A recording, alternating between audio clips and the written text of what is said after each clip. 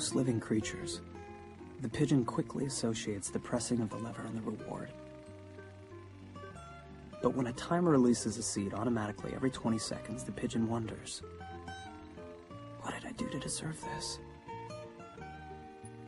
If it was flapping its wings at the time, it'll continue to flap, convinced that its actions have a decisive influence on what happens. We call this pigeon superstition. What was there before the Big Bang? Well, you see, there was no before, because before the Big Bang, time did not exist.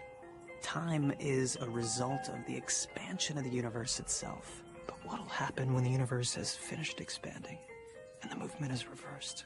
What'll be the nature of time? If string theory is correct, the universe possesses 9 spatial dimensions and 1 temporal dimension. Now, we can imagine that in the beginning, all the dimensions were twisted together. And during the Big Bang, 3 spatial dimensions, the ones that we know as height, width, and depth, and 1 temporal dimension, what we know as time, were deployed. The other 6 remained minuscule, wound up together. Now, if we live in a universe of wound dimensions, how do we distinguish between illusion and reality? Time, as we know it, is a dimension we experience only in one direction. But what if one of the additional dimensions wasn't spatial, but temporal? If you mix the mashed potatoes and the sauce, you can't separate them later. It's forever. The smoke comes out of Daddy's cigarette, but it never goes back in.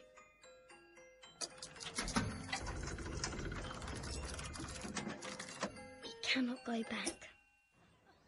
That's why it's hard to choose. You have to make the right choice. As long as you don't choose, everything remains possible.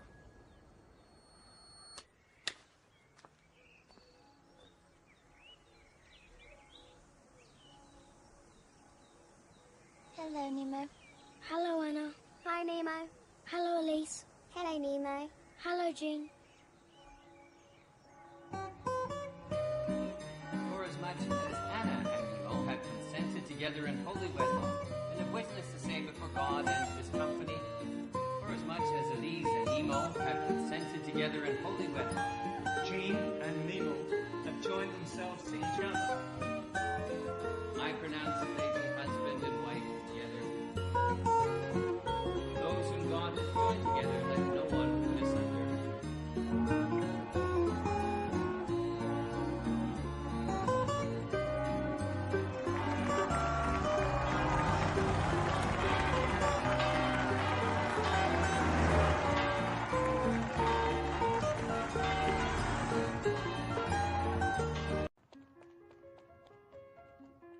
What happens when we fall in love?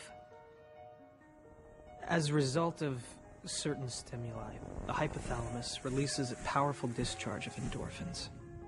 But why exactly that woman or that man? Is there a release of odorless pheromones that correspond to a complementary genetic signal? Or is it physical features that we recognize? A mother's eyes?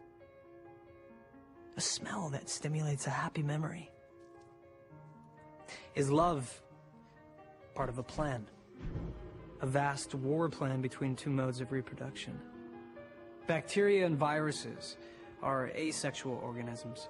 With each cell division, each multiplication, they mutate and perfect themselves much more quickly than we do. Against this, we respond with the most fearsome weapon: sex. 2 individuals, by mixing their genes, shuffle the cards and create an individual who resists viruses better the more dissimilar he or she is. Now, are we unknowing participants in a war between 2 modes of reproduction? To what extent are our fears innate? When we hatch goose eggs in an incubator, and then above the baby birds pass a form simulating a goose in flight, the birds stretch their necks and call out. But if we invert the direction of the silhouette, it conjures the shape of a falcon. The response of the baby birds is immediate. They will crouch in fear, though they've never before seen a falcon. Without any instruction, an innate fear helps them to survive. But in humans, to what ancient dangers might our innate fears correspond? Why does cigarette smoke never go back into the cigarette? Why do molecules spread away from each other? Why does a spilled drop of ink never reform? Because the universe moves towards a state of dissipation. That is the principle of entropy, the tendency of the universe to evolve toward a state of increasing disorder. The principle of entropy is related to the arrow of time, a result of the expansion of the universe.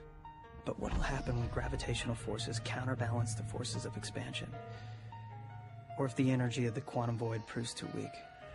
At that moment, the universe might enter its phase of contraction, the big crunch. So what'll become of time? Will it reverse?